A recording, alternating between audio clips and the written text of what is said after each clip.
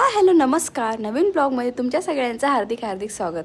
टरबूजाची जी गंमत आहे ना ती खरंच वेगळी आहे. अव्यांश मस्तपैकी त्याचं टरबूजाला मी घरी तसं शिकवलेलं आहे ना तसं तो मस्तपैकी बारीक पीसेस करून दिल्यानंतरच खात होता. आणि इथं सावी आमच्याकडनं मस्तपैकी आम्हाला म्हणते की मला पण टरबूज दे, पण तिला अजून जास्त काही खाऊ घालत नाही. त्याच्यानंतर वहिनीने बनवायला घेतला लेमन टी आणि आम्ही सगळ्यांच्या गप्पा संध्याकाळच्या वेळेस चालू होता म्हणून सगळ्यांनी मिळून मस्तपैकी लेमन टी घेतली आणि भावाचं चालू होतं इथे जेवण.